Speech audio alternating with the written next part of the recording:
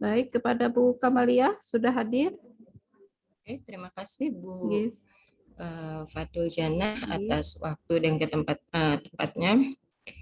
Oke,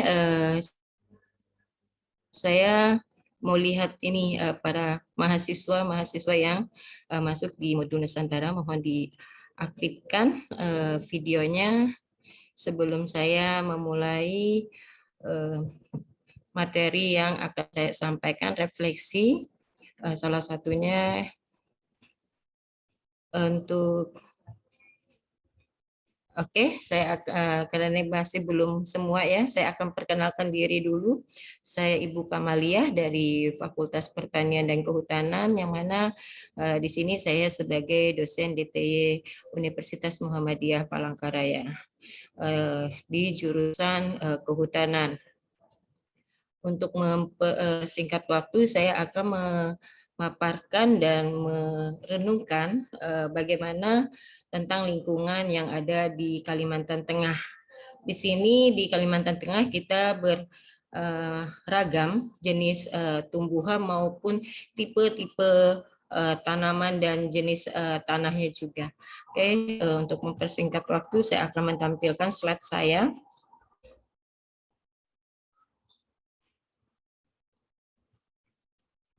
Apakah sudah muncul untuk slide-nya? Belum, Bu. Kalau di saya masih hitam, Bu. Oke, sebentar. Kalau di tempat saya Sudah sudah. muncul, Bu. Sekarang sudah, Bu. Oh, sudah. Iya. Oke, sebentar ya.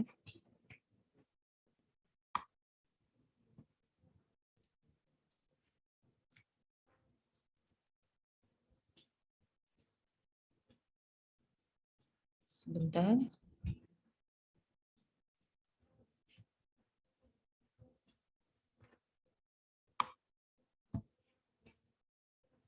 Masih belum loading ini slide-nya. Oke. Nah, di sini saya akan menjelaskan tentang nilai-nilai kearifan lokal masyarakat di sekitar dermaga Berembengkira di kawasan Taman Nasional Sebangau. Bersama saya. Nah, sebelum saya lebih detail menjelaskan tentang kondisi Taman Nasional Sebangau, maka saya akan menjelaskan tahapan-tahapan yang ada di sekitar dermaga Kerembengkirau tersebut. Karena dermaga Kerembengkirau itu termasuk kawasan Taman Nasional Sebangau salah satunya. Di sini saya akan menjelaskan ada tiga bagian. Pertama adalah alam dan lingkungan, kemudian sosial budaya dan masyarakat Dayak Ngajunya, kemudian yang ketiga adalah kawasan konservasi daerah kawasan Taman Nasional Sebangau. Sebelum saya akan menjelaskan 1.1, 2, dan 3, maka kita akan melihatkan video sekilas untuk kawasan hutan Taman Nasional Sebangau. Ini adalah salah satu kawasan Taman Nasional Sebangau. Prosesnya masih sebentar, link videonya saya hidupkan dulu.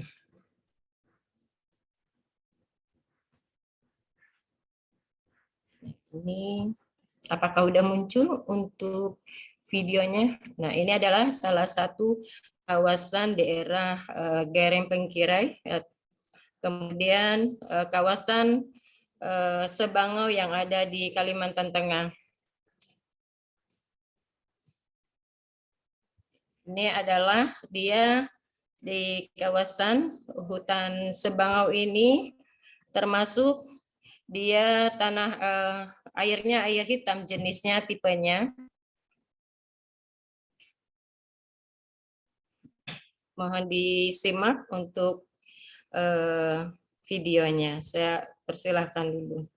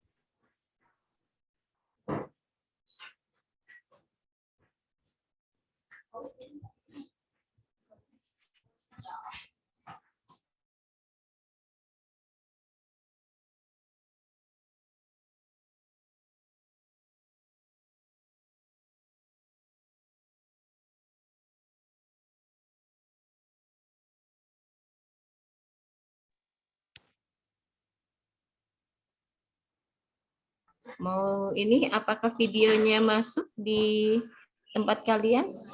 Tidak, Ibu, tidak masuk, Bu. Kalau di saya belum masuk, Bu. Oke, sebentar.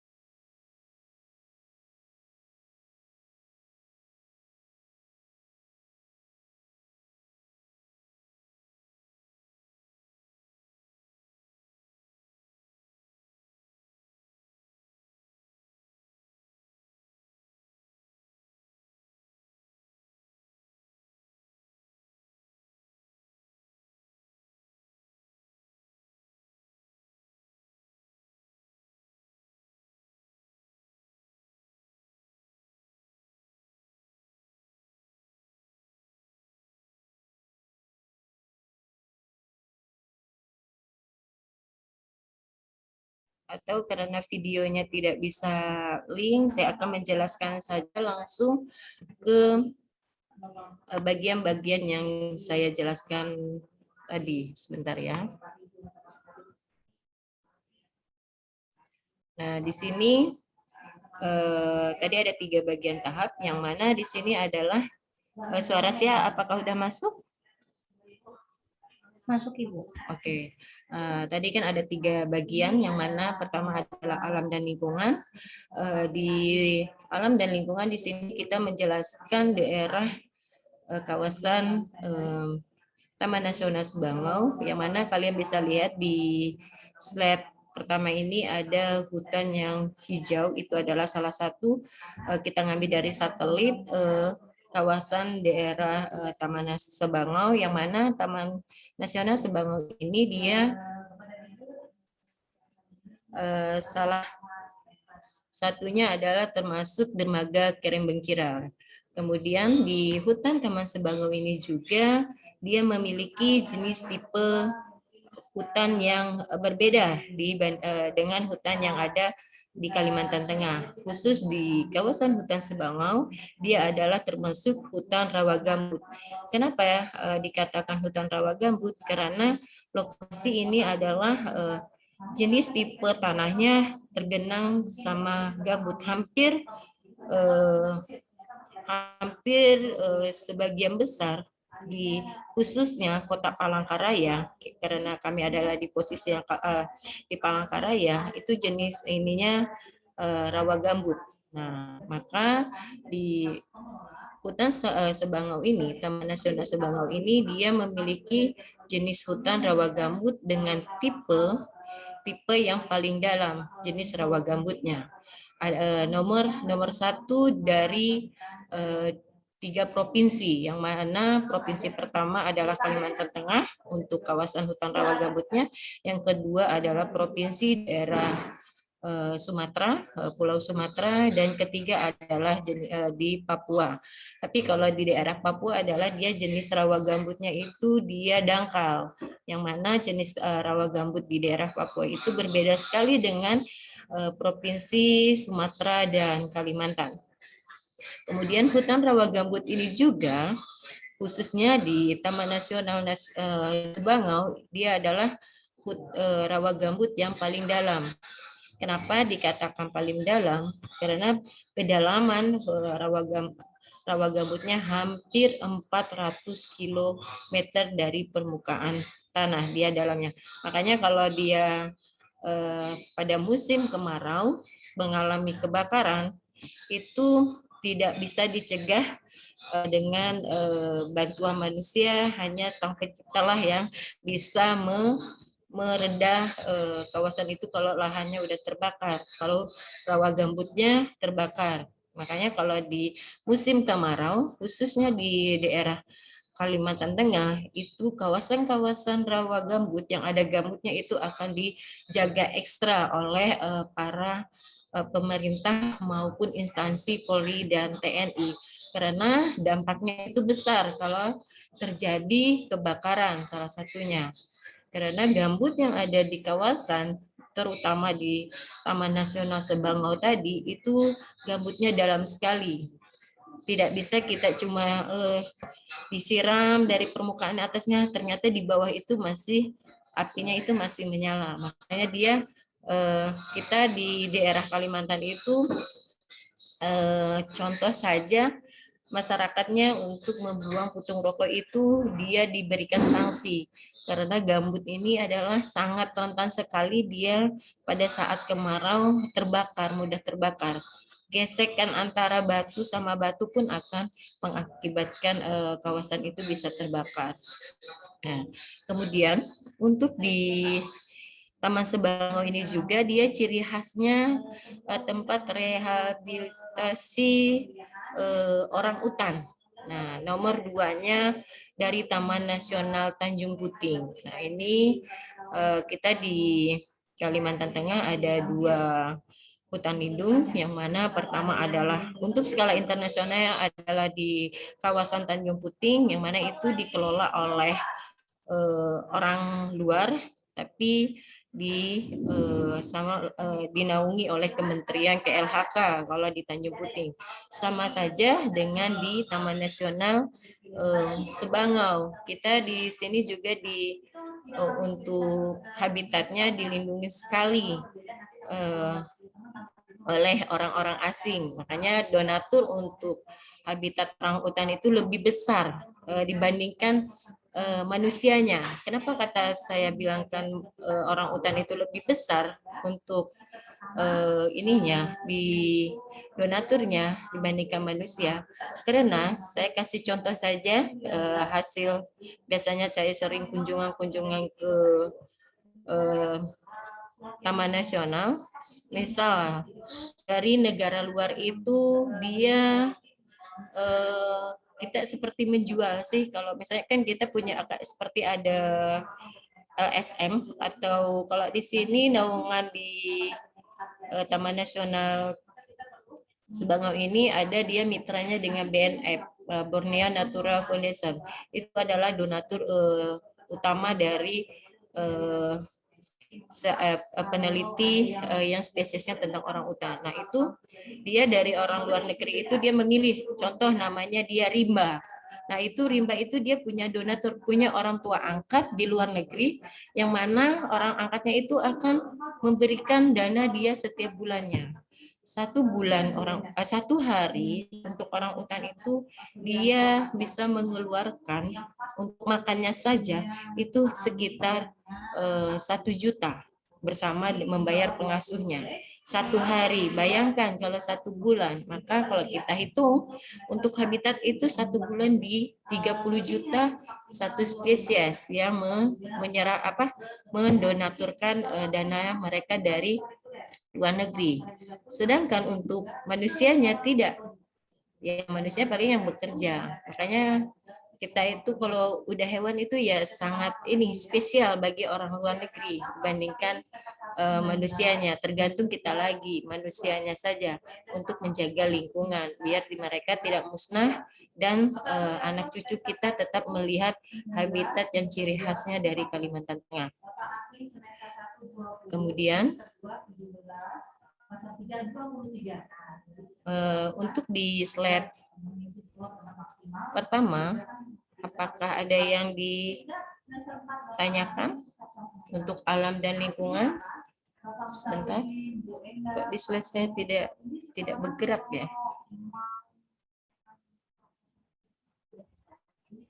Dan saya keluar dulu.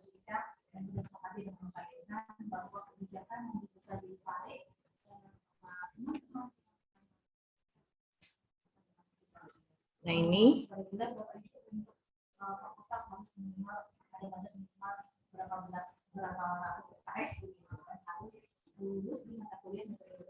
Sebentar ya.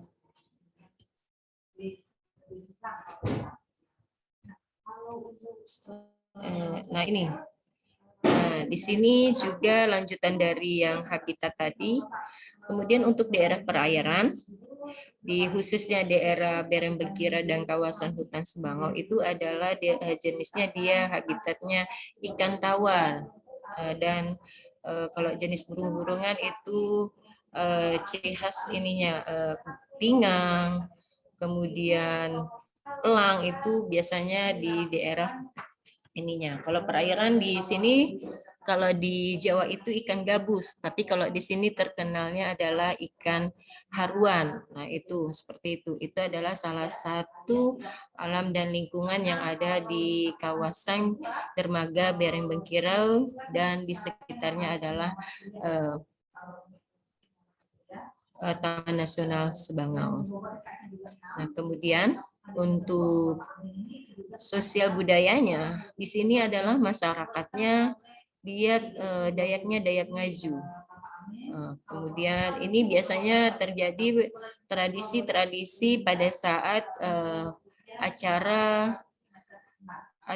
khas, biasanya terutama acara HUT-nya Kalimantan Tengah, kemudian HUT-nya Kota Palangkaraya, kemudian tradisi apabila ada salah satu kejadian atau masalah di kawasan Taman Nasional Sebangau ini, maka biasanya ini masyarakat Dayak Ngaju itu masih percaya sekali dengan yang zaman nenek moyangnya, masih percaya seperti itu untuk sosial budayanya.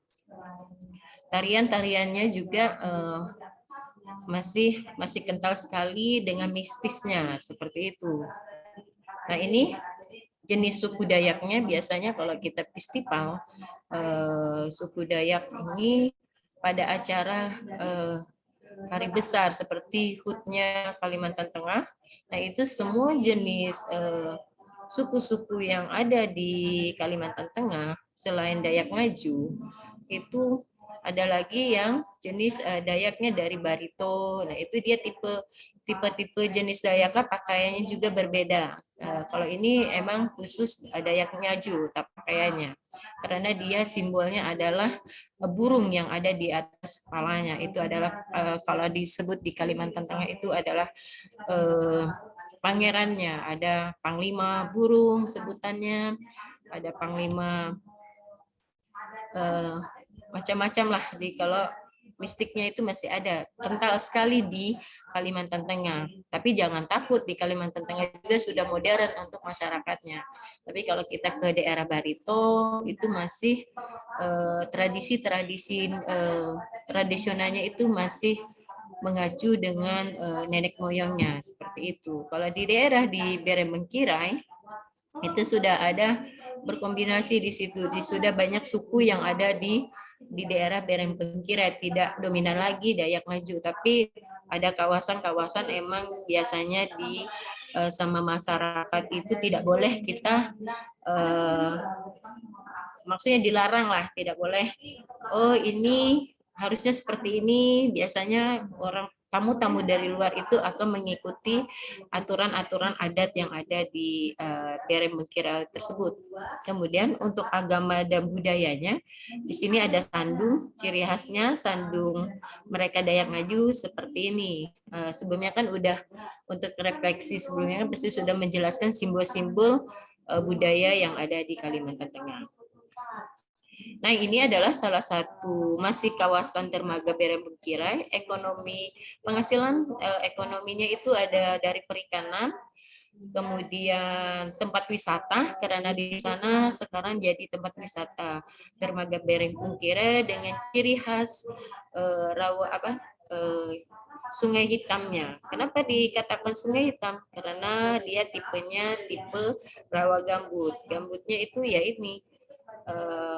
Kenapa sungainya ini jadi hitam? Yaitu faktor-faktor dari rawa gambut tadi. Banyak faktor yang mempengaruhi sampai airnya itu ekosistem perairannya berwarna hitam. Nah itu habitat yang biasanya kebanyakan di daerah dominan di kawasan Taman Nasional Sebangau itu dia di sini tidak saya cantumkan, selain perikanan dia juga ada habitat yang ganas seperti buaya. Makanya di kawasan ini masih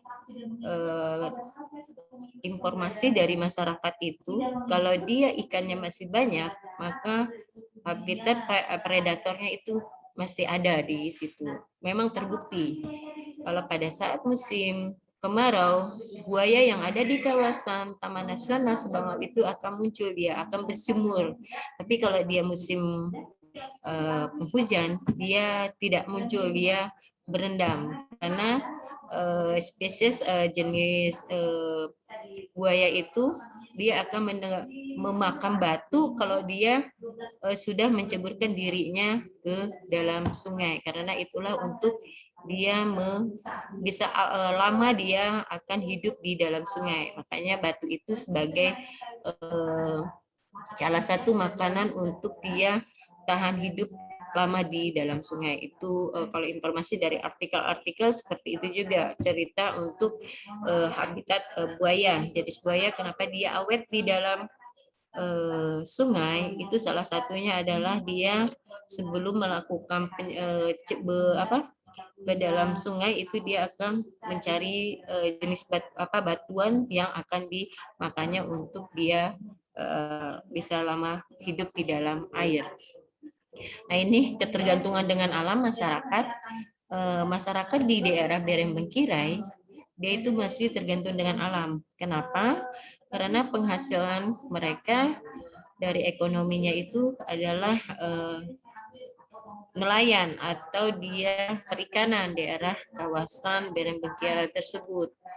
Karena di sana memang ikannya masih banyak, terutama khusus di Kalimantan Tengah, khususnya lagi di Palangkaraya. Kebanyakan itu karena kota Palangkaraya posisinya di tengah, tidak ada laut, kebanyakan dikelilingi oleh sungai-sungai yang seperti Sungai Kahayan, kemudian Sungai Rungan, itu adalah salah satu sungai yang mengelilingi kota Palangkaraya.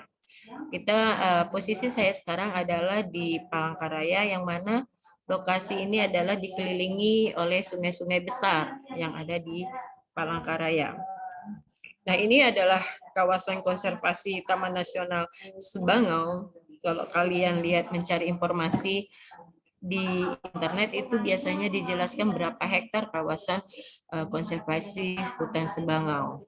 Nah, kalau di sini saya menjelaskan 568,700 hektar kawasan itu. Di sini kawasan konservasi Taman Nasional Sebangau dia terdiri dari 3 kabupaten. Pertama, Kabupaten Pulang Pisau, kemudian Kota Palangkaraya, satunya adalah Kasongan, kawasan Kasongan. Dari barat ke timurnya dia dikelilingi, dia mutar kawasan konservasi nasional Sebangau ini.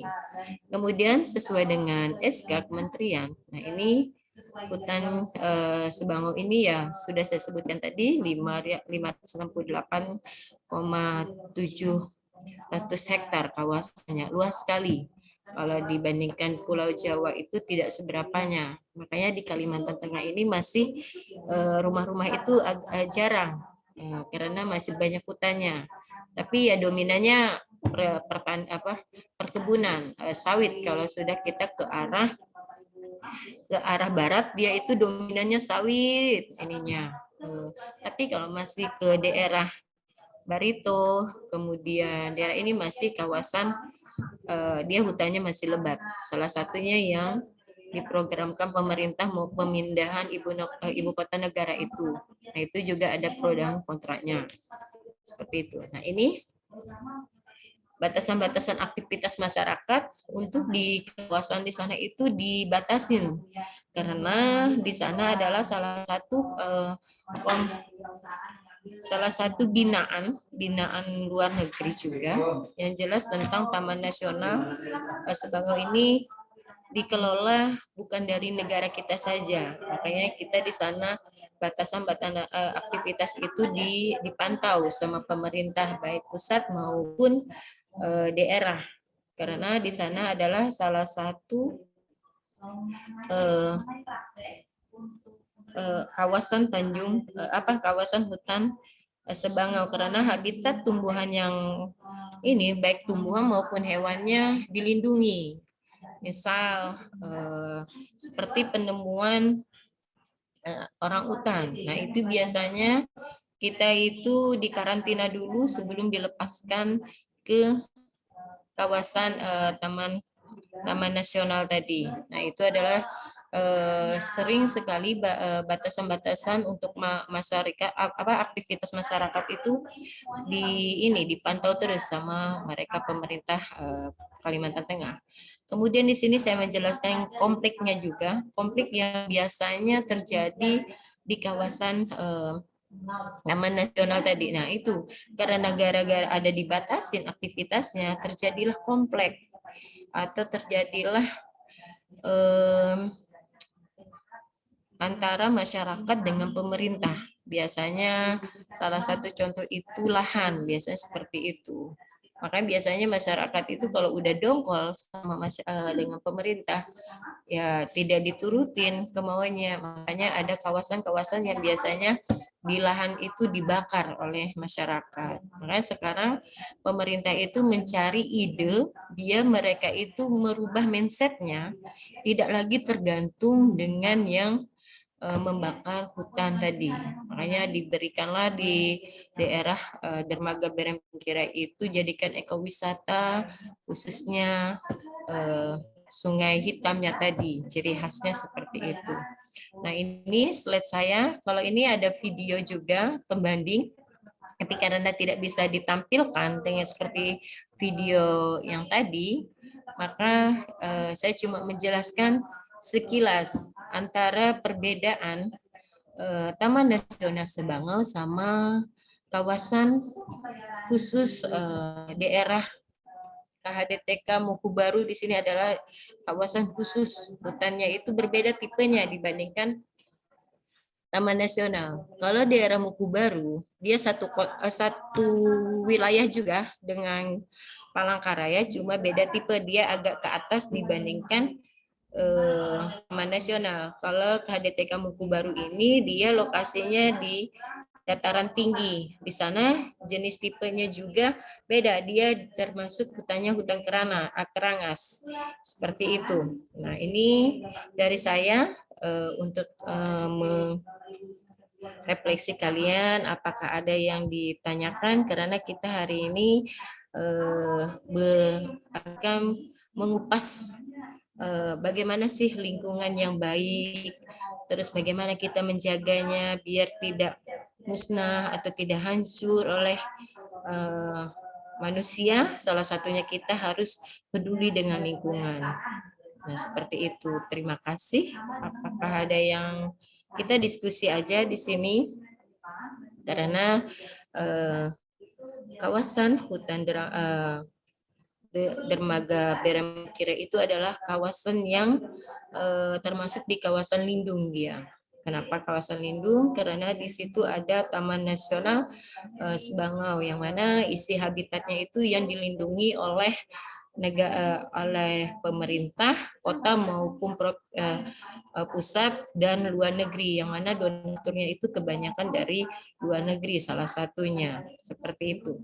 Saya silahkan kalau ada yang mau didiskusikan di sini, karena kita sambil belajar sama-sama, tidak ada yang menggurui dan tidak ada juga dia mahasiswa. Kita di sini sama-sama belajar, kita harus menjaga lingkungan itu seperti apa. Nah, harus kita ini ekstra hati-hati dalam lingkungan ini, sangat basicnya sangat harus kita peduli sekali dengan lingkungan. Jangan sampai kita gara-gara sepele aja akan berdampaknya ke depannya itu jelek sekali nanti untuk anak cucu kita, tidak ada lagi nanti untuk melihatnya, oh dulu di sini adalah kawasan rawa gambut, tapi rawa gambut itu seperti apa. Nah, seperti itu.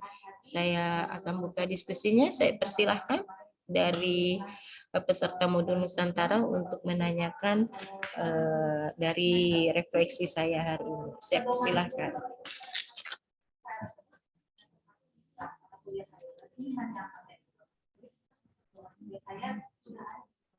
Apakah ada yang mau ditanyakan dari ini tentang daerah Bereng Bengkirai tadi, dermaga Bereng Bengkirai? Izin bertanya, Bu. Ya, siapa? Suherman ya? Oke, Oke, silahkan. Bu. Jadi tadi kan Ibu menyebutkan dampak-dampak positif dari Taman Sebango ini. Jadi saya pengen tahu apa dampak sosial dari segi budaya yang negatif dari Taman Sebango ini yang paling menonjol gitu. Dampak sosialnya.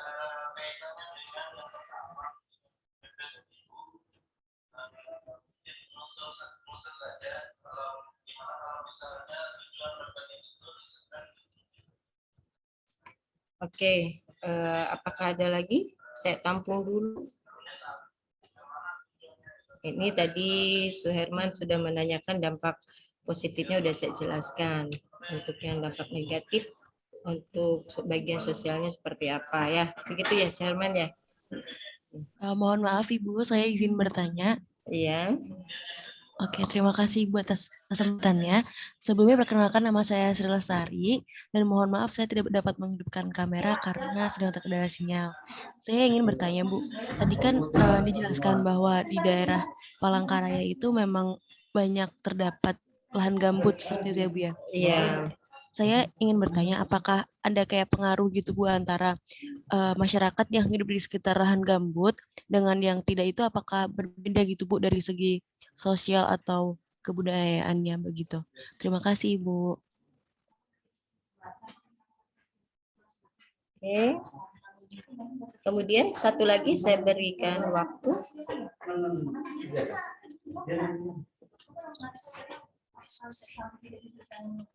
Mana mencari yang ini?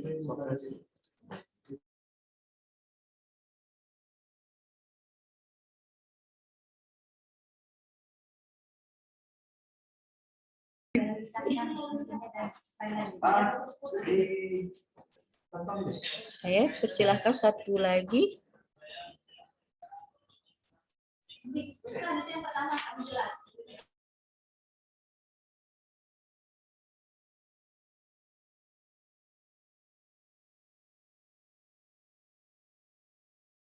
Saya persilahkan satu orang lagi.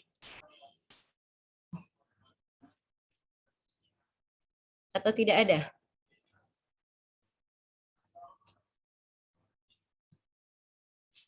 Oke, sebelum ini saya akan menjelaskan punya yang Sri Lestari dulu ya, Suherman ya. Di sini tadi Sri Lestari menanyakan apakah masyarakat, apakah di Palangkaraya itu, kan Palangkaraya itu adalah lahan gambut ya. Apakah berpengaruh antara masyarakat yang tinggal di daerah lahan gambut sama yang tidak di daerah yang tidak lahan gambut seperti itu ya, dihubungkan dengan kebudayaannya seperti ya Lestari ya. Iya Bu, seperti itu. Oke, gini, emang Palangkaraya ini kita kawasannya hampir 80% itu lahan gambut.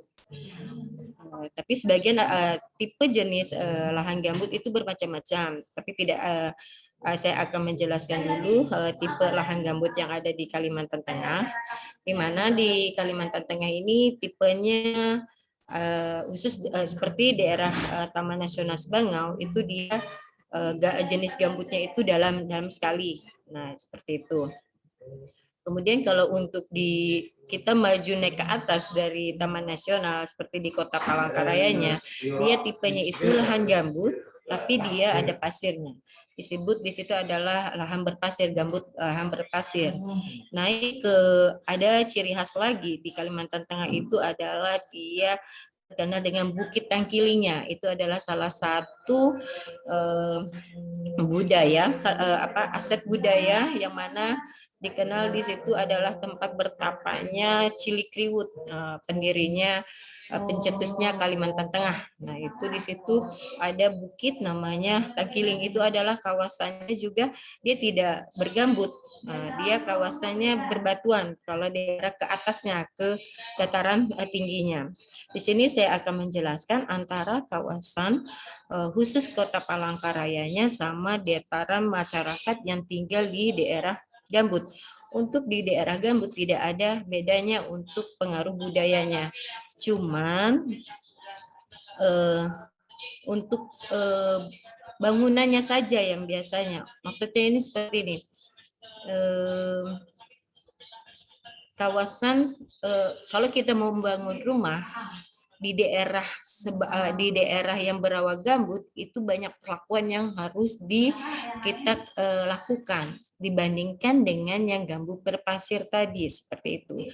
Untuk budaya yang ada di daerah lahan gambut tadi itu kebanyakan kalau yang sebelumnya itu adalah dominan itu masyarakat Dayak, yang mana masyarakat Dayak itu dia sistem kehidupannya itu berpindah karena dia untuk menghidupi dirinya sendiri kalau dulu masih dominan masyarakat Dayaknya berpindah, tapi kalau sekarang sudah netap masyarakat Dayaknya, budayanya pun sebagian sudah hilang karena sudah masuk modern seperti itu, terutama di kawasan hutan Taman Nasional Sebangau, khususnya di Dermaga Berembengkirai. Dermaga di Berembengkirai itu adalah kawasan lahan gambut, tapi tradisi kebudayaannya masih kental walaupun masyarakatnya sudah bermacam suku dan budaya yang masuk. Misal di Dermaga itu sudah ada suku Banjar, kemudian Dayak ada juga Dayak Ngajunya, Jawa sudah masuk, tapi masyarakat itu masih menghargai budaya yang ada di Berembengkirai itu, masih kental. Maksudnya Dayak Ngajunya itu masih dilindungi mereka, tidak meninggalkan aset yang sebelumnya. Dia masih ada acara adat seperti ini. Nah, itu tetap masih diselenggarakan di daerah Berembengkirai itu. Tidak lepas dari tradisi kebudayaan. Makanya kalau setiap festival itu ciri khas yang ada di daerah Berembengkirai itu dia muncul. Nah, itu makanya di daerah Berembengkirai budayanya itu masih kental walaupun sudah bermacam suku sudah masuk di daerah Berembengkirai itu. Nah, kemudian untuk apakah beda dengan yang kawasan lain? Biasanya tidak ada membedakan. Kalau khusus di Palangkaraya, tradisi kebudayaan itu masih kental dilakukan, yaitu salah satunya setiap acara festival kebudayaan, kemudian hari-hari besar di Kalimantan Tengah itu semua kegiatan budaya yang ada di Kalimantan Tengah itu akan diselenggarakan. Mau dia sukunya dari mana, karena itu adalah ciri khasnya Kalimantan Tengah, maka acara itu akan diselenggarakan sesuai dengan adat istiadat yang ada di Kalimantan Tengah, terutamanya suku Dayak yang biasanya dominan, walaupun misal contoh penarinya sudah ada yang dari yang ikut sanggar-sanggar itu dari Jawa, tapi dia penarinya itu tariannya tetap tarian daerah Dayak ininya seperti itu. Misalnya tarian Mandau, Manasai, itu tetap dilaksanakan sesuai dengan budaya yang ada di Kalimantan Tengah walaupun sukunya berbeda, dari Banjar, dari Jawa itu dia mengikuti masih khususnya tradisi Dayaknya. Seperti itu. Apakah paham, Mbak Sri Lestari? Sudah, Bu, terima kasih. Oke. Kalau untuk dampak sosial, Suherman ya, tadi kan sudah saya jelaskan yang positifnya, dampak sosial negatifnya. Kalau untuk di kawasan lahan gambut itu hampir ya kecil sekali untuk negatifnya, karena di daerah Dermaga Barengpengkirau itu adalah salah satu kawasan yang diperhatikan oleh pemerintah, karena di situ ya tadi karena ada Taman Nasional Sembangau tadi. Makanya di situ adalah kawasan dermaga itu sebagai jalur kita masuk ke Taman Nasional Sembangau. Kita di sana harus mengikuti SOP yang ada yang diatur oleh pemerintah. Makanya kecil sekali negatif kebudayaan pun di sana masih diperhatikan, masih di ini karena dia dekat ya, ibu kota provinsi, maka kawasan itu biasanya salah satu tempat baik tingkat universitas itu melakukan penyuluhannya. Makanya masyarakatnya di sana hampir ya modern lah, walaupun dia tidak meninggalkan yang budaya budaya lamanya. Seperti itu. Makanya kecil sekali untuk yang negatifnya karena dia di situ ada terlibatnya pemerintah sama negara luar tadi, karena pemerhatinya adalah negara luar negeri, karena donatur utama dari Taman Nasional itu adalah dari luar negeri salah satunya. Tuh. Karena itu saya contohkan tadi, satu orang hutan itu dibiayain hidupnya 1 bulan itu 30 juta. Kalau kita hidup 1 bulan aja dari orang tua kan tidak sampai 30 juta. Ya paling maksimal ya 2 juta lah kalau kita sebagai mahasiswa. Kalau dibandingkan dengan yang habitat ada di kawasan tadi, itu jauh sekali bandingnya. Berarti kan orang luar itu dia peduli sekali dengan lingkungan, tergantung manusianya aja yang ada di sekitar itu aja lagi untuk harus peduli dengan lingkungan biar tidak kita tidak diambil alih punya orang luar seperti itu. Makanya kita sebagai orang Indonesia harus jeli, walaupun kita banyak donatur dari luar harus jeli juga untuk kawasan-kawasan lingkungan. Kita takutnya kawasan lingkungan kita jaga dengan baik, ternyata mereka luar itu yang mengambil hasilnya. Salah satu yang lagi ngetren, informasi yang lagi hangat-hangat itu adalah penjualan karbon dari kawasan lingkungan yang lingkungan yang bersih, kemudian sejuk, keindahannya diatur. Nah, itu salah satu yang lagi diperjualbelikan di internasional. Informasinya yang terbarunya seperti itu. Hanya Indonesia digencar daerah yang banyak hutannya itu harus menjaga hutannya, tapi kita sebagai masyarakat tidak tahu apa maksud dan tujuan dari pemerintah itu. Makanya kalau ada donatur dari luar negeri itu kita harus hati-hati juga, apakah dia ini ada maksud dan tujuan. Nah, seperti itu. Tapi lagi informasi yang saya dapat khususnya di Kota Palangkaraya, karena kita kawasannya hutannya masih lebat, walaupun kalau dilihat dari satelit itu semuanya masih tutupan, sedangkan kalau kita ke lapangan itu masih ada sebagian sudah dibuka tutupan hutannya itu dengan kawasan perkebunan, tapi masih dominan itu. Makanya pemerintah daerah kita gencar informasinya penjualan karbon. Makanya jangan sampai kita yang tinggal di Indonesia nanti ya beli oksigen beli di negara sendiri, jangan sampai seperti itu. Karena kalian ini muda, generasi yang harus jeli untuk melindungi lingkungan yang ada di sekitar kita. Tidak usah jauh ke Kalimantan, daerah kita sendiri saja, daerah perumahan kita saja. Nah itu, misalnya yang ada pekarangan rumahnya ya ditumbuhin lah tumbuh-tumbuhan seperti itu, biar kita nerima oksigennya dari sekitar tempat kita, tidak perlu ke tempat orang. Makanya ya minimal punya daerah rumah itu satu pohon. Satu pohon itu bisa menghidupi 2 manusia yang ada di muka bumi ini. Apalagi kalau pohonnya dibabat habis, bagaimana itu?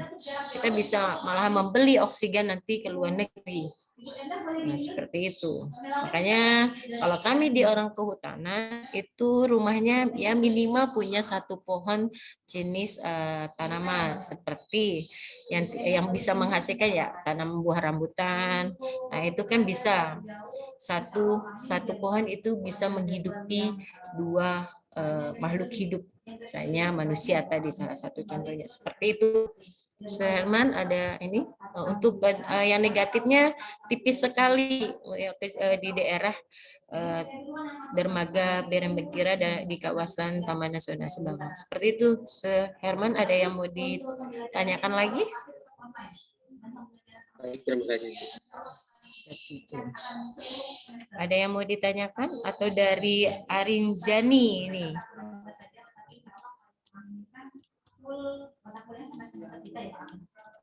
Kita diskusi aja di sini tentang lingkungan, apakah kalian atau melihat apa ini semuanya daerahnya Pulau Jawa atau ada yang dari pulau-pulau lain?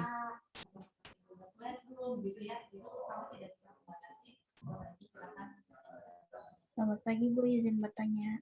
Oh iya, dari Tri ya? Panggilannya apa? Silakan, nama saya Ivan Tri.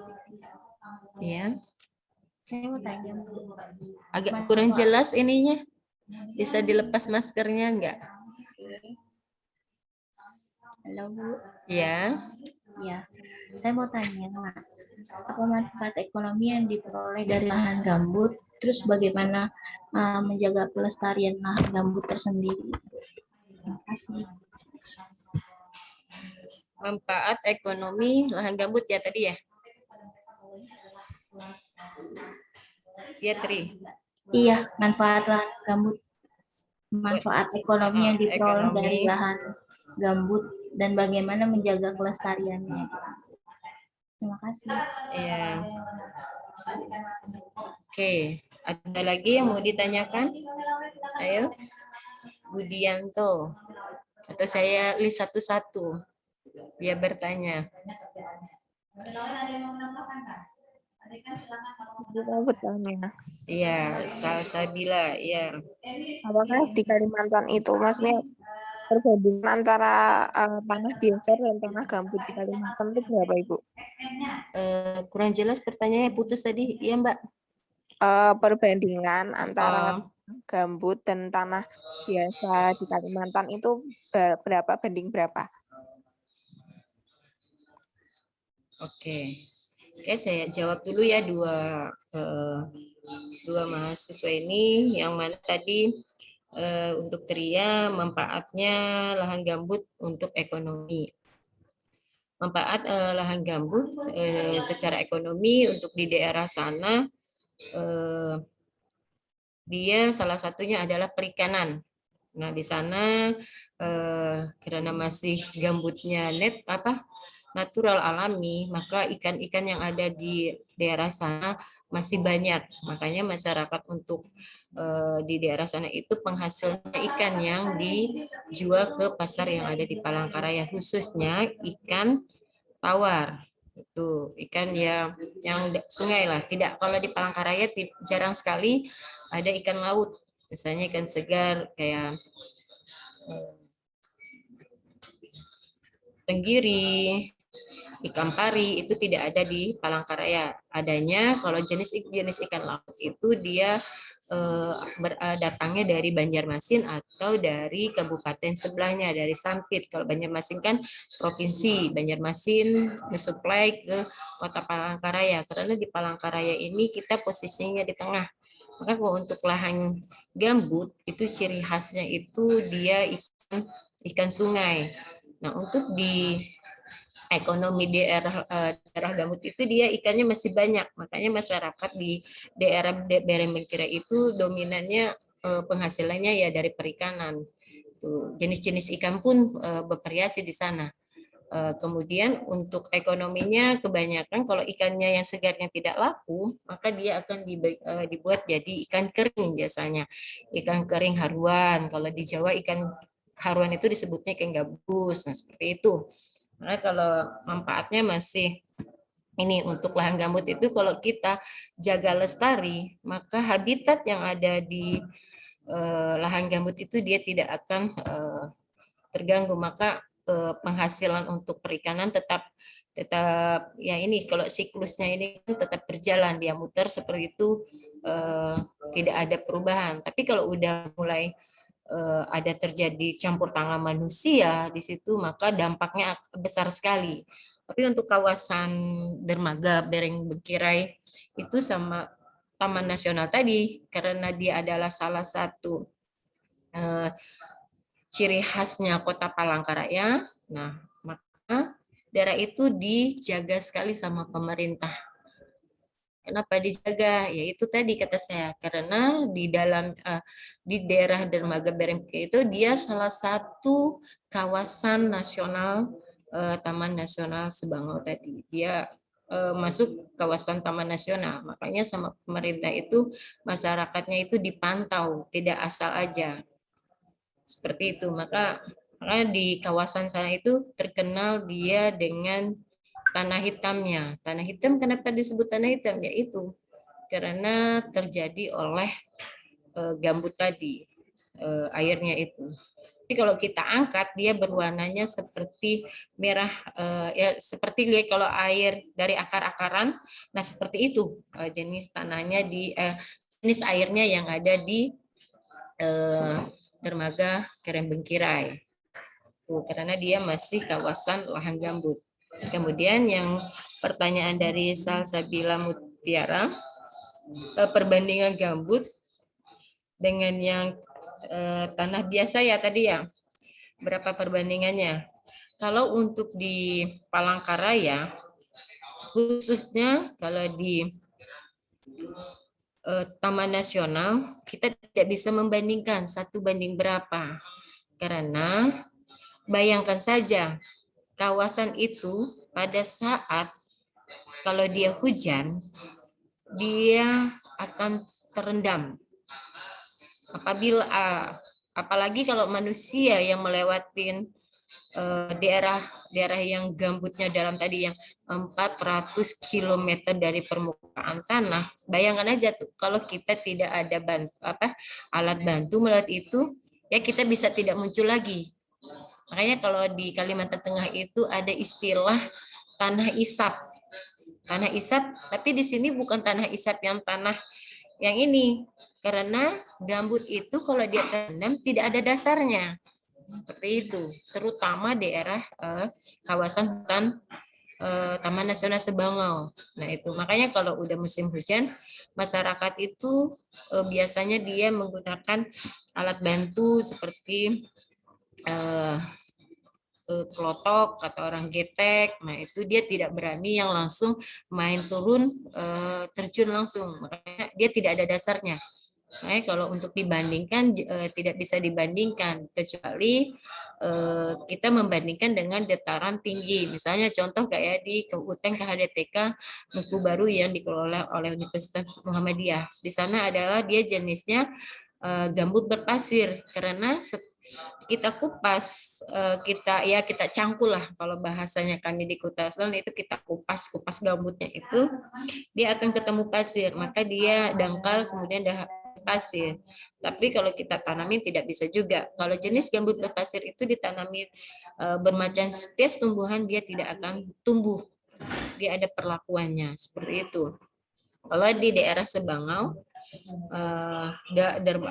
Dermaga Kerembengkirai itu juga dia ada jenis-jenis tumbuhan yang hanya bisa hidup, tidak asal kita tanam juga. Makanya di daerah sana itu masih hutannya hutan alami, walaupun sudah ada bukaan, tapi bukaannya itu bukan oleh faktor perkebunan, karena itu terbuka lahan itu terjadi pada saat kemarau biasanya. Contoh, lahannya itu kebakar. Nah, dari situ makanya kalau udah musim kemarau, daerah hutan Sebangau dan kawasan hutan Taman Nasional Sebangau itu akan dijaga ketat oleh aparatur negara. Kenapa dijaga? Karena kalau udah terbakar kawasan itu, dia susah sekali memberhentikan apinya. Nah, karena hanya kalau sudah, apalagi di daerah hutan Sebangau itu kan ada kedalaman sampai 400 km dari permukaan tanah. Itu kalau udah kebakar, bisa ya kita nunggu musim hujan lah baru dia bisa tidak terbakar lagi, karena ciri khasnya gambut itu kalau udah terbakar dia tidak ke atas tapi dia merembetnya ke bawah apinya, ke bawah, karena kan itu gambut itu kan oleh jasad tumbuhan-tumbuhan yang misalnya kayak seperti daun-daunan yang menumpuk, nah itu tertindih, nah itu jasad ininya. Kalau dia makin lama bertahun-tahun maka dia akan menghasilkan seperti orang batu bara seperti itu dari jasad ininya, dari tumbuhannya, maka dia akan menghasilkan batu bara yang kalau dia udah masak bisa dipanen dan dikelola oleh pemerintah. Seperti itu, Mbak. Saya bilang kita tidak bisa membandingkan berapa banding berapa, karena kalau di kawasan itu jauh sekali kalau ketemu pasirnya, kecuali kita dengan bantuan kita buka dulu diberi pasir. Makanya kalau di sana jenis rumahnya rumahnya kayak panggung, di bawahnya ada kayunya. Jenis kayunya yang biasa ditanam itu jenis galam, biasa dipakai masyarakat galam atau ulin. Karena dia di dekat sungai, pinggiran sungai ininya. Seperti itu. Kalau di daerah sana kita tidak bisa membandingkan berapa persen antara gambut sama pasir. Kalau pasir itu dia posisi di Palangkaraya itu di daerah ketinggian. Kalau di gambut ini emang yang saya jelaskan di daerah dermaga Bengkira ini emang spesiesnya adalah lahan gambut. Seperti itu. Yaitu ciri khasnya lahan gambut. Kalau pada musim hujan dia tidak ada dasarnya, tapi kalau udah musim kemarau dia akan padat sekali. Itu sedimennya itu akan menumpuk atau mengalami kerapuhan dia. Terjadilah tumpukan-tumpukan, nanti kalau udah musim hujan terbuka lagi pori-porinya, tidak ada lagi dasarnya. Tapi kalau udah dia musim kemarau dia kita nyari dasarnya nggak ada, karena dia tumpukan-tumpukan jasad ini tadi, tumbuhan tadi, seperti itu. Atau ada yang lebih ini ditanyain lagi, belum paham? Bu Tiara? Ibu, sudah. Ya. Saya Ibu. Ya, Budianto. Di sini Bu, kalau yang kita ketahui bahwasannya kalau hutan atau taman nasional ini adalah sumber kehidupan bagi masyarakat. Salah satu contoh yaitu masyarakat itu dilarang oleh pemerintah untuk menebang pohon dan semacamnya. Apakah ada larangan khusus selain menebang pohon itu? Sedangkan di sini masyarakat itu mengharapkan sebuah kehidupan dari atau manfaat dari adanya taman nasional ini atau hutan. Apakah dengan adanya hutan nasional, taman nasional di Kalimantan ini dapat mensejahterakan masyarakat, sedangkan tingkah laku masyarakat masih diawasi oleh aparat kepolisian atau pemerintah. Seharusnya kan di sini pemerintah itu akan memikirkan kesejahteraan masyarakat, sedangkan di sini masyarakat itu masih dipantau dengan kesejahteraannya sendiri seperti itu. Oke. Apakah ada larangan-larangan khusus saja kesejahteraan masyarakat? Oke, ada lagi? Cukup Ibu. Oke, kalau tidak ada lagi saya akan menjawab dari Budianto. Kawasan Taman Nasional itu kalau khusus masyarakatnya cuma untuk mengambil keperluan mereka biasanya tidak dilarang. Itu misalnya untuk membangun rumah itu biasanya tidak dilarang, tapi kalau dia sudah menebang melebihi batas ininya, itu biasanya sama pemerintah ditanyakan. Makanya di kawasan Taman Nasional itu khusus di area dermaga itu masyarakatnya maksudnya masih bisa menggunakan kawasan itu. Misalnya perlu mau membangun rumah, nah biasanya mereka ngambil bahan-bahan ininya dari hutan itu diperbolehkan saja untuk di kawasan Taman Nasional. Tapi kalau dari luar, misalnya dia perlunya berapa kubik, itu biasanya dilarang sekali. Tapi kalau untuk keperluan mereka sehari-hari itu, nah ini. Kemudian untuk kesejahteraan, walaupun mereka dipantau, makanya di sana itu dibuatkan ekowisata untuk mereka mendapatkan penghasilan tadi. Makanya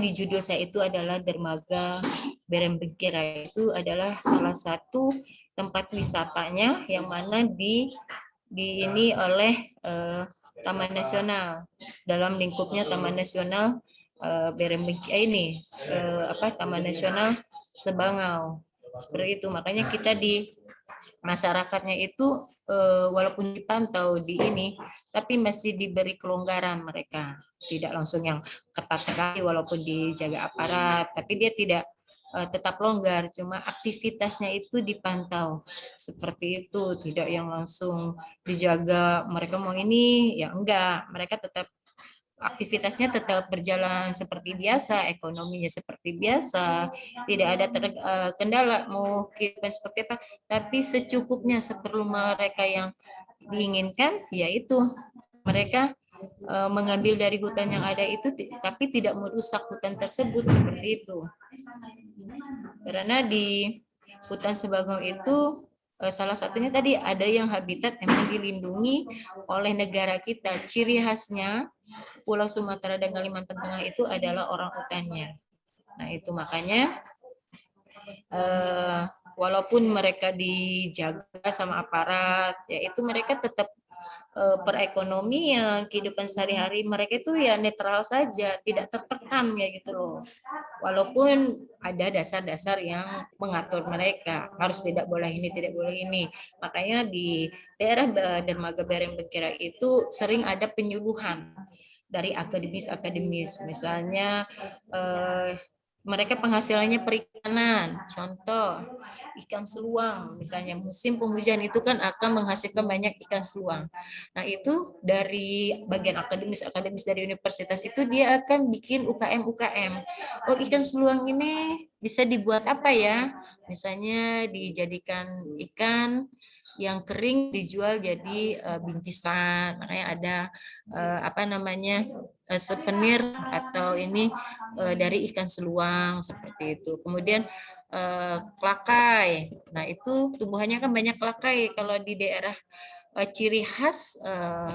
Kalau dia udah habis hutannya, lahan gambut itu, tumbuhan yang akan hidup itu adalah jenis paku-pakuan.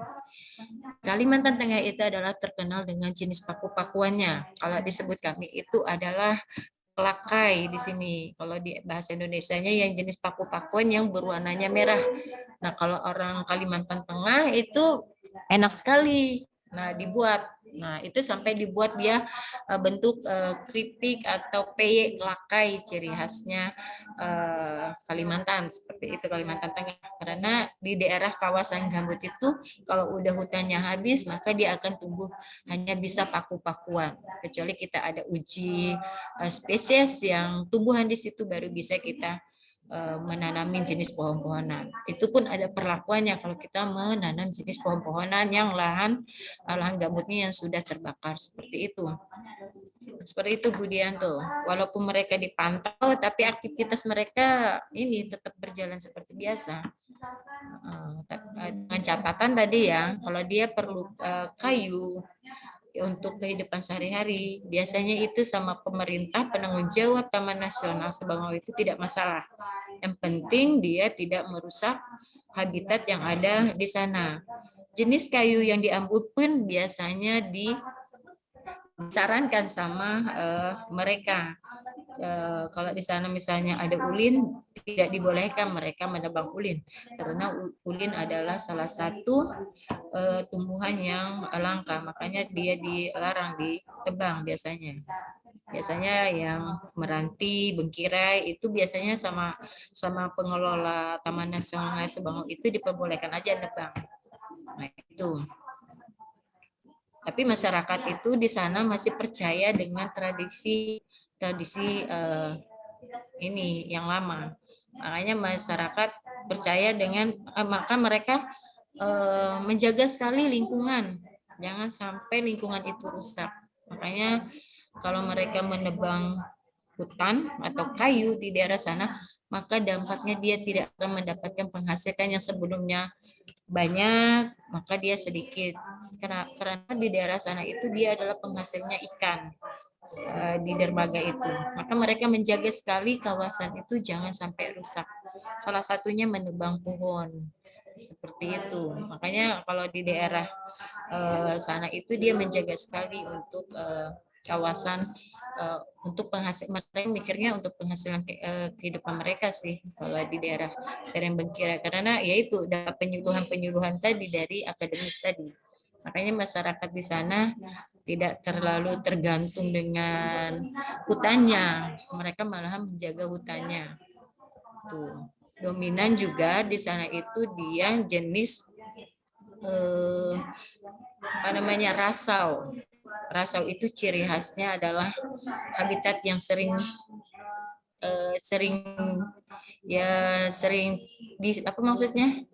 nempel di rasau itu adalah jenis buaya. Makanya masyarakat itu jarang sekali beraktivitas di daerah sungai Taman Nasional Sebangau. Seperti itu informasinya, Budianto. Ada lagi? Kalau nebang pohon, bangun rumah bayar nggak? Kenapa? Kalau nebang pohon buat bangun rumah bayar nggak? Buat beli kayunya?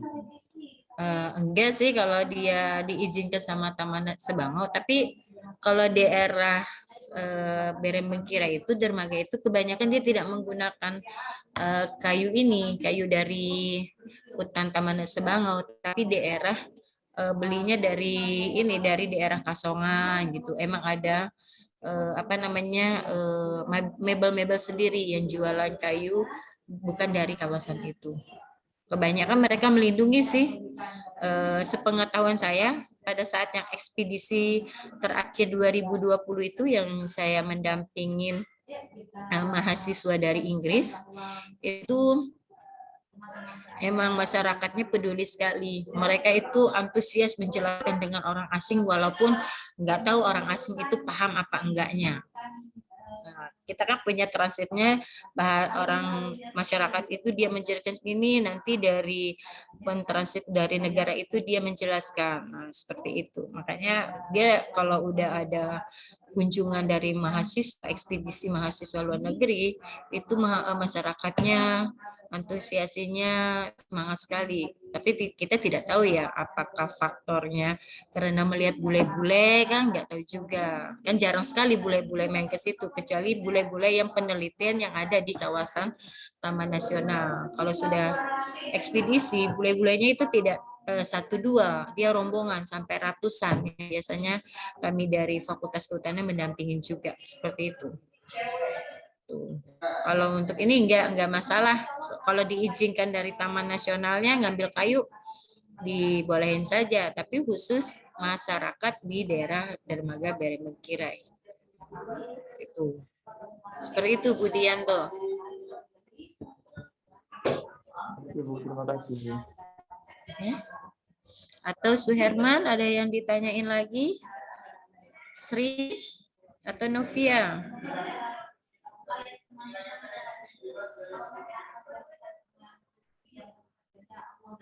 Atau mau ya, kalau ada mau ditanyakan? Jadi kan seperti yang saya ketahui kalau di Papua itu ada namanya tanah budaya kan Bu? Iya. Nah, kalau di Kalimantan ini khususnya di Palangkaraya ada juga yang namanya tanah budaya, karena kan kita ketahui masyarakat itu sangat peduli dengan apa namanya alamnya kan gitu Bu. Ya. Nah, kalau ada misalnya konflik-konflik apa saja sih yang biasa muncul, dan kemarin itu saya juga sempat dengar-dengar di medsos kalau sempat rame-rame tuh dari suku Dayak ya teman saudara-saudara kita, dan apa sih yang mereka suarakan sebenarnya sih Bu gitu. Oke. Akan saya tanggapi, Saya Herman. Kalau di ini kan memang ada hampir sama aja dengan Papua. Kalau di sini itu dia biasanya ada damangnya. Kalau orang Dayak sebutannya damang. Biasanya konflik yang terjadi itu contoh, tapi bukan di kawasan ini ya, tapi dia masuk Kalimantan Tengah juga. Contohnya itu adalah di daerah Kabupaten Kasongan. Di sana itu adalah Dayaknya kental sekali, Dayak Kasongan kalau sebutnya itu. Saya contohkan ke sana. Kalau di konflik yang ada di khususnya di Taman Nasional Sebango itu dia konfliknya adalah ketergantungan masyarakat aja sih biasanya. Maksudnya kenapa ini biasanya kan pada saat lahan kebakar baru terjadi konflik. Tapi kalau misalnya yang hampir sama di Papua itu dia adalah konflik kawasan tanah yang masyarakat itu diambil oleh perusahaan seperti itu. Yang mana biasanya kalau di daerah Kasongan itu konfliknya biasa sama perusahaan. Konflik-konflik yang biasa terjadi. Misal nih dia sebagai kepala lurah, kemudian ada damang, ada ini lagi kalau di orang Dayak itu kan biasanya dia percaya dengan damang-damangnya lah. Nah, damang-damang itu biasanya banyak asetnya, aset tanahnya. Kebanyakan konflik yang terjadi itu di Kalimantan Tengah, khususnya daerah yang perkebunan itu sering terjadi konflik karena masalah tanah yang dipakai oleh perusahaan biasanya. Itu masih kawasan punya masyarakat tapi diklaim sama perusahaan, seperti itu kebanyakan. Makanya dijual sama pemerintah itu memberikan izin itu dijadikan perkebunan, tapi tidak tahu ini apakah milik siapa, karena dia cuma ini ada kawasan, ternyata di situ ada salah satu keluarganya yang tidak tahu kalau ternyata tanah itu dipakai perusahaan. Nah, disitulah biasanya terjadi konflik masyarakat untuk lahan-lahan yang hampir sama di Papua. Kalau untuk budayanya jarang sekali sih ini, kecuali dia antar agama biasanya. Seperti itu, seperti agama Keharingan, Hindu Keharingan sama Hindu biasa. Biasanya konfliknya itu aja sih antar agama biasanya. Biasanya Hindu Keharingan dengan Hindu biasa itu berbeda. Mereka cuma membedakan agamanya sama, cara-caranya itu sama, cuma ada aturan-aturan yang berbeda biasanya. Makanya sekarang kan khususnya di Kalimantan Tengah itu tidak ada lagi namanya Hindu Keharingan. Mulai tahun 2019 itu sudah terpecah Keharingan Hindu-Hindu. Makanya pada saat 2019 itu dipanggil semua yang masyarakatnya yang menganut agama Hindu Keharingan. Dia diminta sama kepala, maksudnya kayak kepala adatnya itu mau milih. Dia mau milihnya agamanya apa? Hindu apa Keharingan? Nah itu, karena kan Keharingan itu ciri khasnya kalau di Kalimantan Tengah itu ada tiwah. Nah itu biasanya dilakukan oleh Hindu Keharingan. Kalau Hindu biasa kan dia enggak, abu yang akan disimpan aja. Kalau tiwah itu nanti tulang itu yang diangkat dulu, ada perlakuannya. Pada saat refleksi pertama kan sudah dijelaskan tuh seperti apa ininya, simbol-simbolnya Dayak itu kan udah dijelaskan. Nah itu saya tidak sampai menjelaskan ke sana, yang jelas di sekarang sudah ada aturan, dia masyarakat itu disuruh memilih Hindu atau Keharingan. Nah itu, sedangkan yang diakui di negara kita itu cuma ada lima agama. Tuh. Tapi kalau orang yang dulu, orang tua dulu biasanya dia tetap menganut Keharingan. Nah itu, kalau sudah anak cucunya biasanya sudah ke Hindunya lah, seperti itu, ngambil agamanya. Seperti itu, Suherma. Konflik itu terjadi biasanya dengan perusahaan sih. Kalau selama ini kalau untuk yang ini tidak ada kebudayaannya. Seperti itu. Apakah jelas atau belum jelas? Sudah jelas, Bu. Baik. Ya. Atau ini Suherman dari mana asalnya? Provinsi mana? Saya di Universitas Adiraja Suara Sanjaya, Bu, Bandung, Bu. Dari Bandung. Baik, kalau nanti sudah selesai ya kerjanya di Kalimantan biasanya itu. Mau lihat orang Kalimantan aslinya, baik dari Kalbar, Kaltim, Kalsel, Kalteng, itu dia beda-beda. Tapi ciri khasnya adalah matanya sipit, seperti itu. Kayaknya nenek moyangnya dari keturunan Cina, sipit-sipit. Kalau dia daerah Barito, Dayaknya itu seperti Cina, sipit-sipit itu. Apalagi kalau udah ke Kalbar, itu suasananya seperti Cina. Cina ini, kota negara Cina yang seperti dipindahkan itu seperti di Kalbar. Itu Cina semuanya dominan, apalagi namanya kota Sengkawang. Sengkawang itu dominannya adalah Cina. Itu Dayaknya Dayak Cina juga, seperti itu. Kaltim juga. Ciri khasnya sipit sih kalau Dayak. Tuh. Ada lagi? Waktu kita masih 30 menit lagi. Kita diskusi saja. Tadinya saya mau menampilkan video, tapi kok videonya nggak bisa ya. Kalau mau lihat hutan Sebangau itu kawasannya seperti apa, di video tadi saya, tapi kok nggak bisa di ini.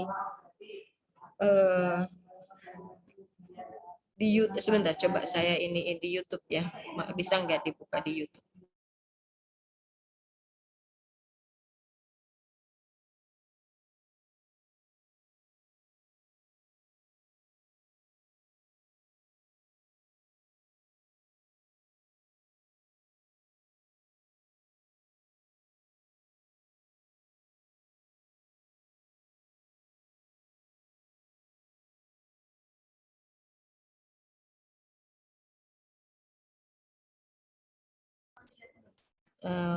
Kalau saya munculkan videonya tadi itu malahan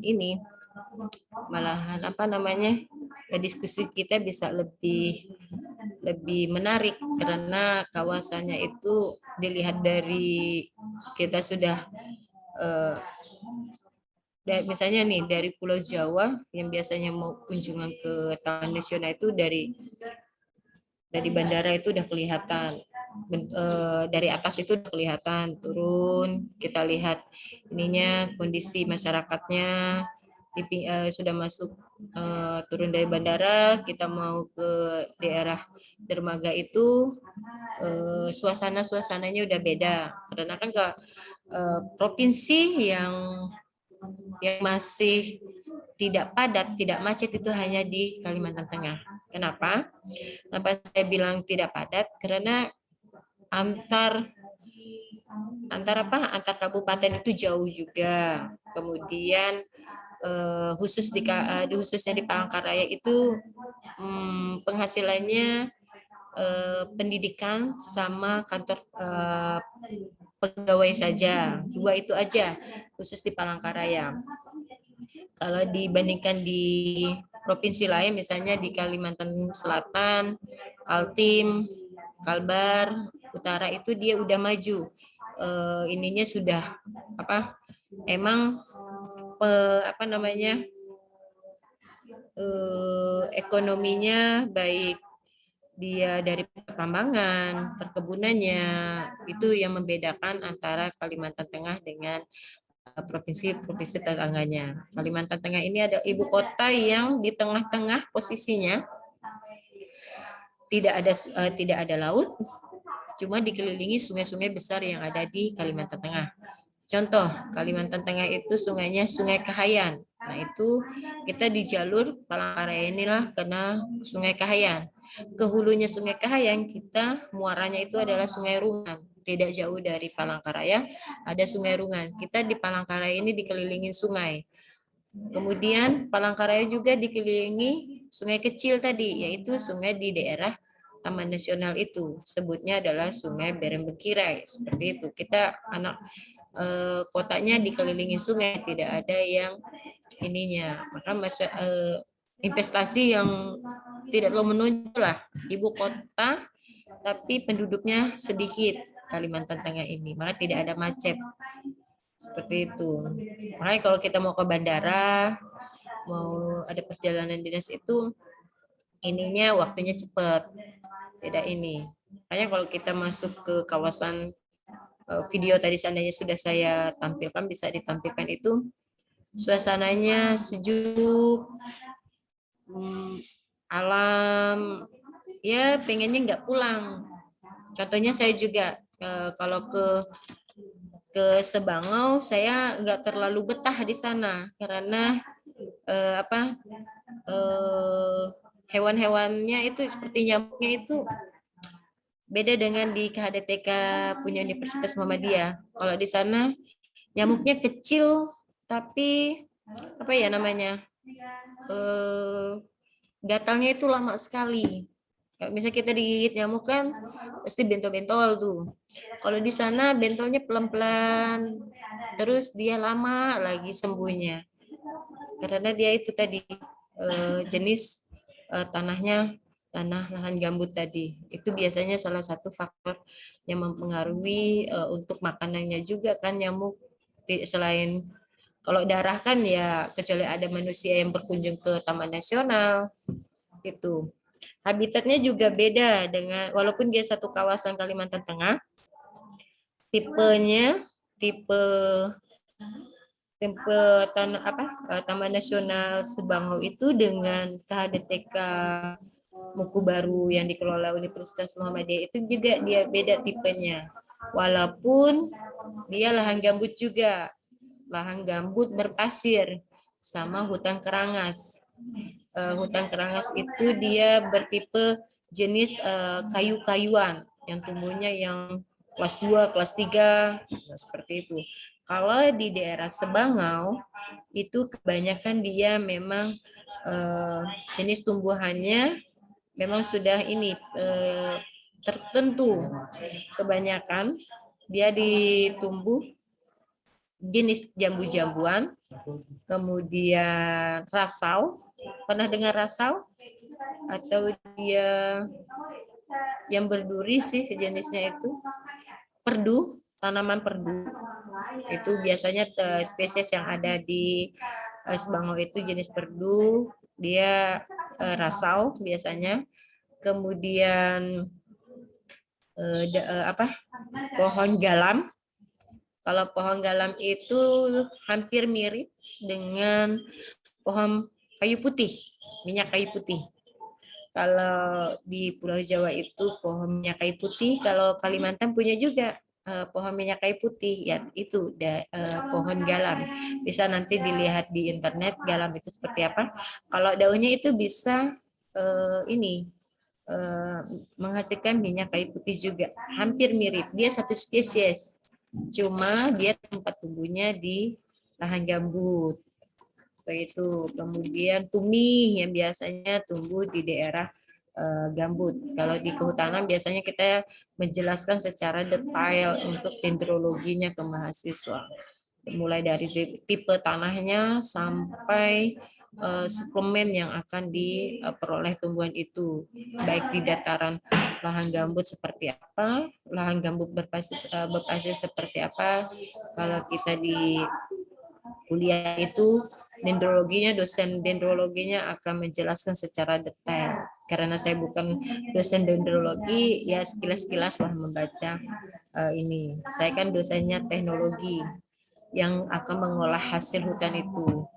Karena kan sekarang terkenalnya lagi kalau di kehutanan itu dia tanaman obat seperti itu. Nah, di Taman Nasional itu juga banyak spesies tumbuhan tanaman obat.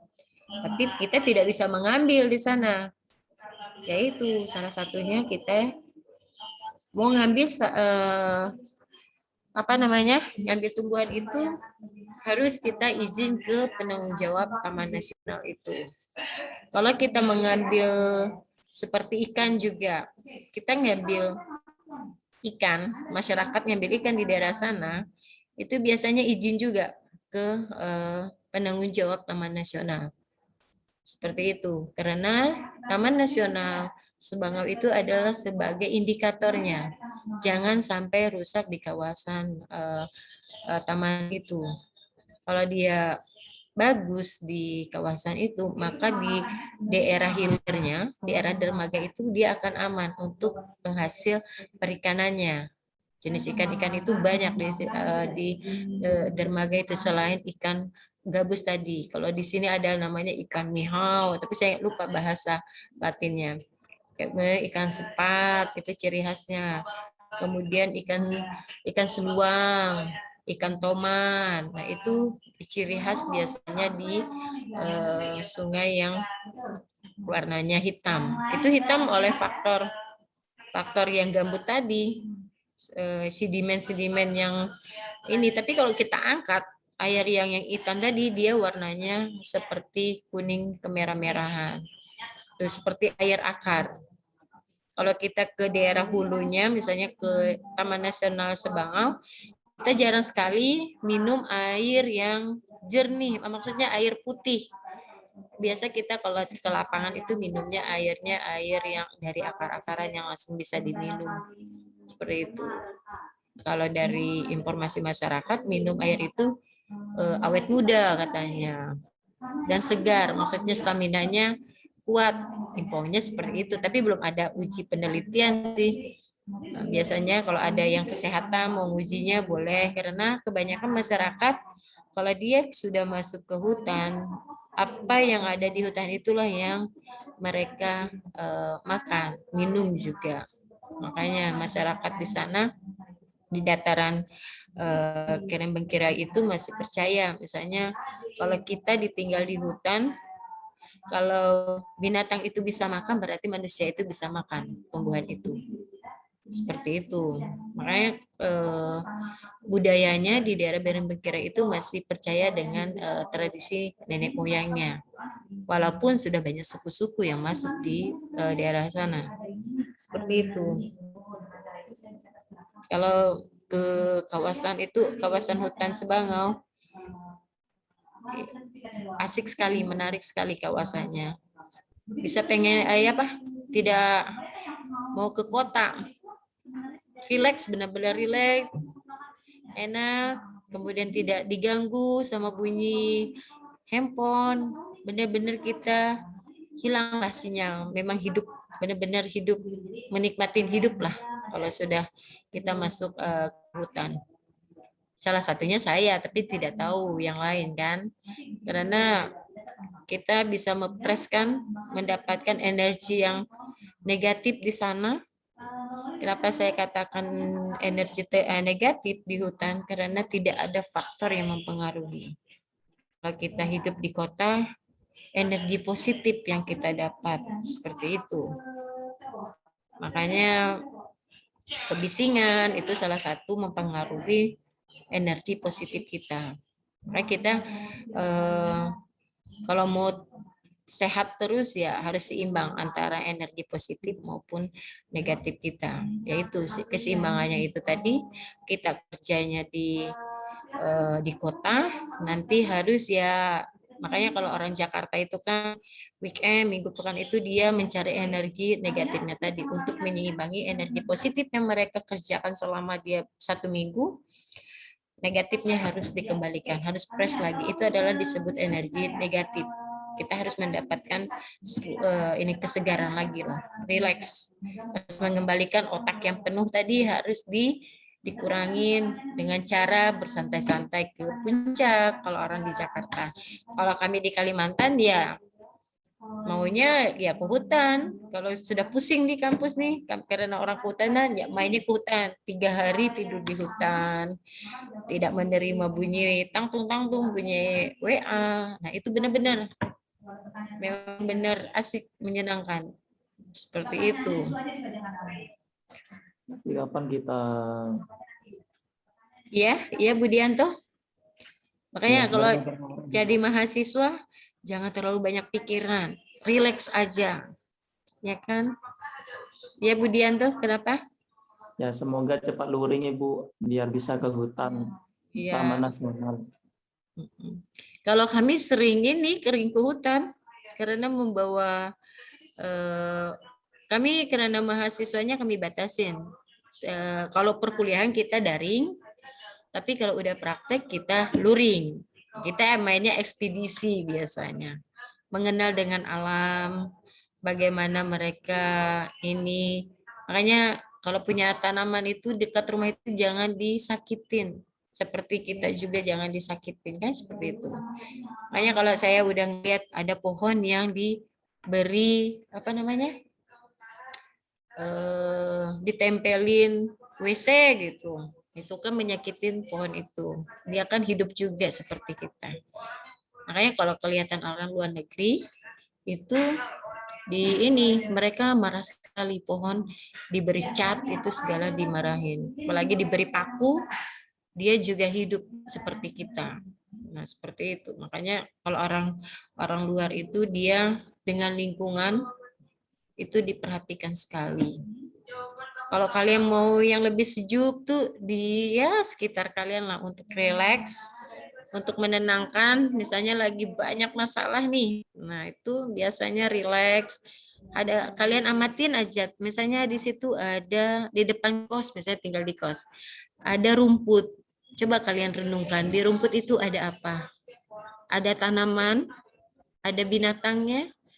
Nah, mereka kan hidup siklusnya kan ada di sana. Seandainya kalian matiin cacingnya, apakah berarti ada salah satu jaringan kehidupan dari lingkungan itu akan bermasalah bagi kehidupan dia. Dari kecil itu aja kita ini ya. Seperti itu juga saya mengajar dengan mahasiswa itu tidak usah jauh-jauh. Biasanya kalau saya kuliah pertemuan kedua itu kalian amatin tumbuhan yang ada di depan rumah kalian. Kalian buka ada apa aja di sana. Ada belalang, ada cacing, ada apa namanya semak-semak. Nah, itu kalian amatin ada apa aja. Hewannya, kemudian spesies tumbuhannya apa aja. Kalian renungkan di situ. Contoh seperti dicontohkan ke diri kita. Seperti itulah kehidupan yang ada di bawah di tanah itu. Nah, itu masalah kecil aja tapi disepelekan sama kita. Seperti itu. Biasanya seperti itu kalau saya ngajar. Kita merenung dulu, jangan langsung main dapatnya ilmunya ini enggak. Saya suruh mengamatin dulu tanaman yang ada di depannya. Kalau enggak di depan dia, kadang di depan kalau di kita luring itu tumbuhan yang enggak pernah kena matahari itu kali amatin. Hidup apa enggak dia. Nah, seperti itu juga kehidupan kita berkuliah seperti itu juga. Itu. Ayo, ada yang mau ditanyakan dari daerah Dermaga Barembengkirai? Atau ada yang mau nanyakan? Dermaganya seperti apa? Di situ enggak saya munculkan. Kalian bisa saja nanti lihat di searching di internet. Dermaga Sebango itu seperti apa? Yang jelas dia intinya lahannya adalah air hitam. Air hitam itu dipengaruhi oleh lahan gambut atau tanah gambutnya.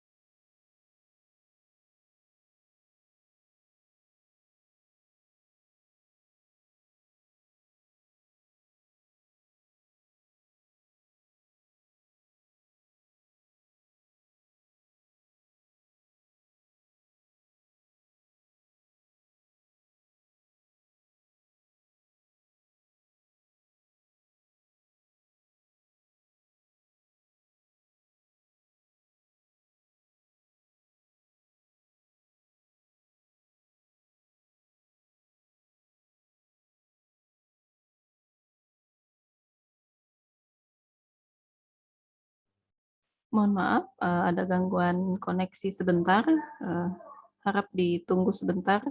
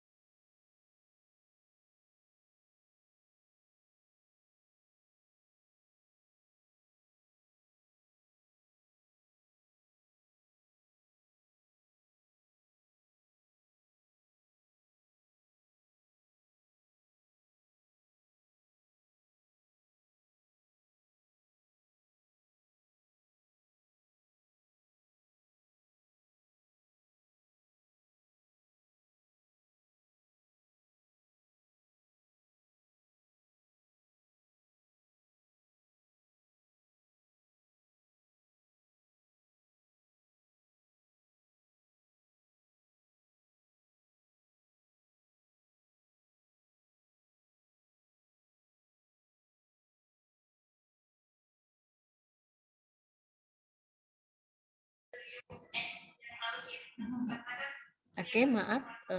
Tadi jaringan Ibu gangguan. Apakah ada yang mau ditanyakan lagi? Kalau tidak ada, akan Ibu akhiri pertemuan untuk materi refleksi 2 daerah dermaga Kereng Bengkirai di kawasan Taman Nasional Sebangau. Apakah ada yang mau ditanyakan lagi atau tidak ada? Tidak ada. Kalau tidak ada lagi, saya akhiri. Assalamualaikum warahmatullahi wabarakatuh. Waalaikumsalam warahmatullahi wabarakatuh. Terima kasih Ibu. Ya, terima kasih. Semoga ilmunya bermanfaat ya. Amin.